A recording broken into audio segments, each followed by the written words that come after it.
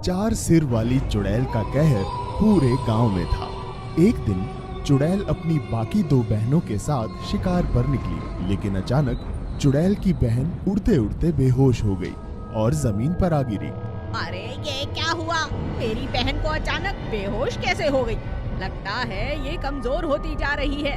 इसे अब ज्यादा गोश्त देना होगा। वो तो ठीक है, लेकिन अभी क्या करें? चुड़ैल बहनें काफी कोशिश करती हैं, लेकिन उनकी बहन नहीं उठती और अचानक सामने से आते हुए डॉक्टर को देख एक चुड़ैल चिल्लाकर कहती है, अरे वो देखो, डॉक्टर बाबू आ रहे हैं। इस पूरे गांव का इलाज यही करते हैं। जब भी कोई बीमार, खांसी, बुखार हो जाता है या फिर कोई बड़ी बीमारी में फंस जाता है। अच्छा, तो ये डॉक्टर है, इसे पकड़ कर ले आती हूँ। चुड़ैल डॉक्टर को पकड़कर अपनी बहन के पास ले आती है। डॉक्टर मदद की बहुत गुहार लगाता है। छोड़ो मुझे, कौन हो तुम? अरे छोड़ो मुझे, चुड़ैल चुड़ैल, कोई है, मुझे बचाओ। जल्दी से मेरी बहन का इलाज करो, इसे पहले जैसा ठीक कर दो, नहीं तो मैं तुम्हारी जान ले लूंगी। डॉक्टर चुड़ैल का इलाज करता है। कुछ ही देर में बेहोश चुड़ैल को होश आ जाता है और वो खड़ी हो जाती है। डॉक्टर जान बचाकर भागने लगता है। ऐसे कैसे जाने दूं? तुमने अभी तो कहा ना, इसका पेट बिल्कुल खाली है। तो चलो, आज हम तुम्हें खाकर ही अपनी भूख मिटाते हैं।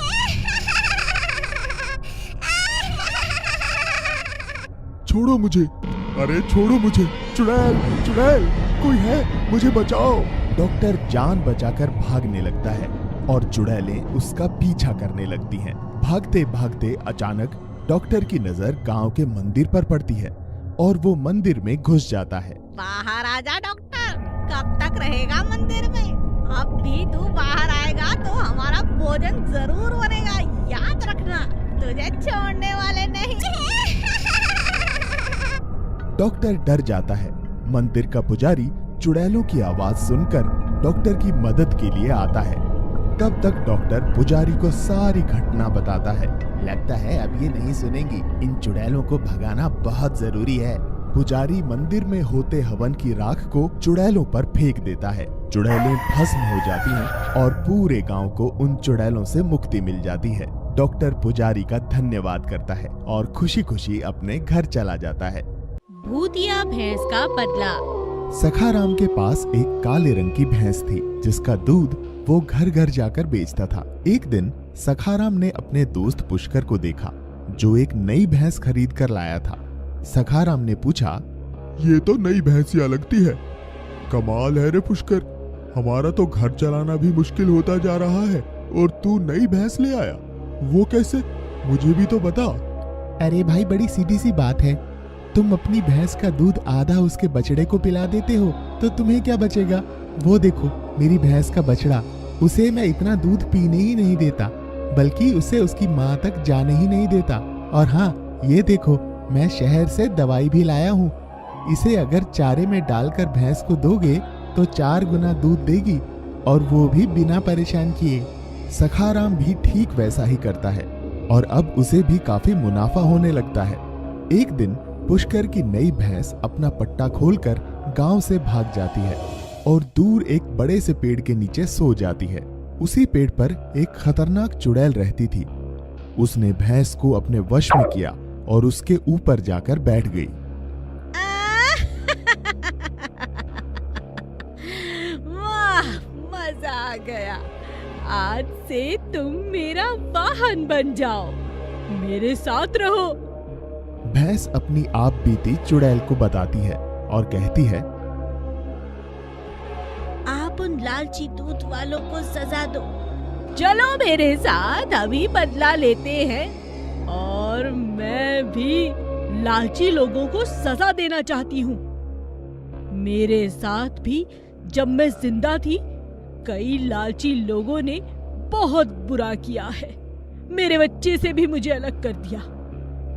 आज मजा आएगा तुम्हारे साथ इन लालचियों से बदला लूंगी।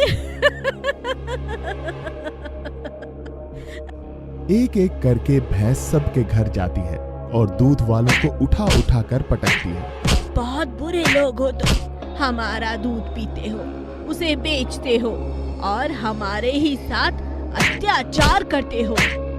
मुझे माफ कर दो, मैं शर्मिंदा हूँ। आज के बाद हम वादा करते हैं, हम किसी भी माँ से उसका बच्चा नहीं छीनेंगे। अब मैं जाती हूँ। तुम्हें तुम्हारे बच्चे के साथ रहना चाहिए, मेरे साथ नहीं।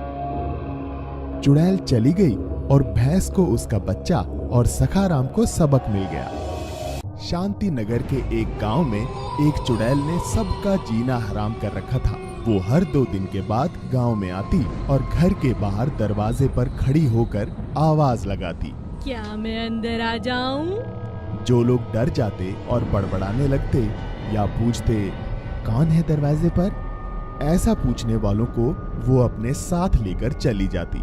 उसी गांव में आशा अपने सास, ससुर और ननद के साथ रहती थी। आशा की सास और ननद घर का सारा काम उससे करवाते और खुद आराम करते। अरे ओ आशा, कहाँ मर गई? सारा दिन कपड़े ही धोती रहेगी या खाना भी पकाएगी? बस माँ जी, अभी आई। माँ पता है, कल ज्योति के चाचा ने दरवाजा खोल दिया तो चुड़ैल उन्हें भी अपने साथ ले गई। क्या कहा? चुड़ैल? हे भगवान! देख बेटी, तू अपना ख्याल रखना और गलती से भी दरवाजा मत खोलना। अगर कभी चुड़ैल हमारे घर आई भी तो ये आशा जाएगी उसके साथ, क्योंकि यही तो दरवाजा खोलती है। जा, अब तू फटाफट दरवाजे पर लिख कर आ जा कि हम घर पर नहीं है। चुड़ैल, तुम कल आना। आशा की ननद आशा को बिल्कुल पसंद नहीं करती थी। उसने जानबूझकर दरवाजे पे लिख दिया, चुड़ैल आज आ जाना, और चुपचाप आकर खाना खाने लगी। खाने के बाद सब सो जाते हैं, चुड़ैल नहीं आती। आशा की ननद सुमन सोचती है, मैंने तो चुड़ैल को आने के लिए कहा था, दिन चढ़ने वाला है, चुड़ैल तो आई ही नहीं। जाकर देखती हूँ। सुमन जैसे ही दरवाजा खोलती है, सामने चुड़ैल को पाती है। चुड़ैल उसे अपने दांतों में दबोच लेती है। सुमन चिल्लाने लगती है, बचाओ बचाओ, भाभी बचाओ। आशा दौड़ती हुई आती है। आशा की सास और बेटा भी जाग जाते हैं। आशा बिना डरे चुड़ैल को दबोच लेती है। छोड़ो, छोड़ो सुमन को, छोड़ो। आशा बहुत समझदार थी। वो जानती थी कि केवल अंधेरा होने तक ही चुड़ैल किसी को अपने बस में रख सकती है, और सूरज की पहली किरण पड़ते ही उसकी शक्तियां कमजोर पड़ जाती हैं। इसलिए उसने चुड़ैल को दबोच कर रखा और कुछ ही देर में दिन निकल आया। तब चुड़ैल चिल्लाने लगी और सुमन को छोड़कर वहां से भाग गई। ये क्या था? तुम ठीक तो हो? मुझे माफ कर दो भाभी, मैं इन सब की जिम्मेदार हूँ। मैं आपको गलत समझती थी, मुझे माफ कर दो। सुमन सारी बात घर वालों को बताती है। सभी आशा को खूब प्यार और सम्मान देते हैं और हर रात दरवाजे पर लिखकर सो जाते हैं, चुड़ैल आज हम घर पर नहीं, कल आना। खाना चुराने वाली चुड़ैल। भोरगढ़ के लोग पिछले 1 साल से एक अजीब सी समस्या से जूझ रहे थे। कोई उनका खाना चुरा रहा था। गांव वालों को मालूम नहीं था कि असल में वो एक चुड़ैल थी जो उनका खाना उठाकर ले जाती थी। पुलिस को जब इन चोरियों की खबर हुई तो उन्होंने इंस्पेक्टर जीत सिंह को उस गांव में भेजा। आप सब लोग एक एक करके बताइए कि ये सब कैसे और कब शुरू हुआ। अरे साहब, होना क्या है, मैं एक दिन जब दोपहर को खाना खाने घर आया तो देखा कि रसोई से खाना हवा में उड़ता हुआ गायब हो रहा है। क्या आप में से किसी ने खाना उठाने वाले को नहीं देखा? अरे साहब, देखा होता तो आपको क्यों बुलाते?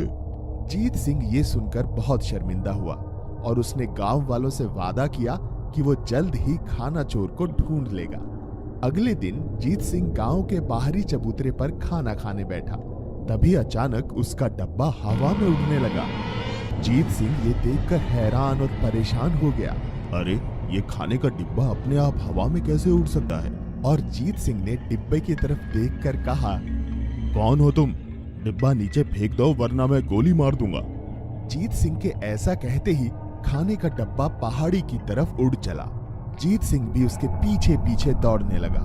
जीत सिंह पहाड़ी के पीछे पहुंचा तो उसने देखा कि वहां एक छोटा सा पानी का तालाब है और उसी तालाब के किनारे सभी गांव वालों के खाली बर्तन, थालियां, कड़ाही, पतीले आदि पड़े थे। कौन है यहाँ? बाहर निकलो, तभी पानी में से एक चुड़ैल हंसते हुए बाहर निकलती है। कौन हो तुम? इस तरह गांव वालों का खाना क्यों चुरा रही हो? मैं गांव वालों से बदला लेने के लिए कर रही हूँ। गांव वालों ने मुझे जीते जी खाने को कुछ नहीं दिया। मैं सबसे मांगती रही, मुझे एक रोटी तक किसी गांव वाले ने नहीं दी। और जब मैं भूखी प्यासी इस तालाब से पानी पीने लगी तो कमजोरी के कारण यहीं गिरकर डूबकर मर गई और मेरी आत्मा को शांति नहीं मिली और मैं चुड़ैल बनकर आ गई इन गांव वालों से बदला लेने। जीत सिंह सरपंच और कुछ गांव वालों को लेकर वहां जाता है और उन्हें सारी बात बताता है। सभी गांव वाले तालाब वाली चुड़ैल से माफी मांगते हैं। तुम सबको एक वादा करना होगा कि इस गांव में कभी कोई भूखा नहीं रहेगा। हमें माफ कर दो। अब हम वादा करते हैं कि गांव में कभी किसी को भूखा नहीं रहने देंगे। ये सुनकर चुड़ैल वहां से चली जाती है और गांव वालों को खाना चुराने वाली चुड़ैल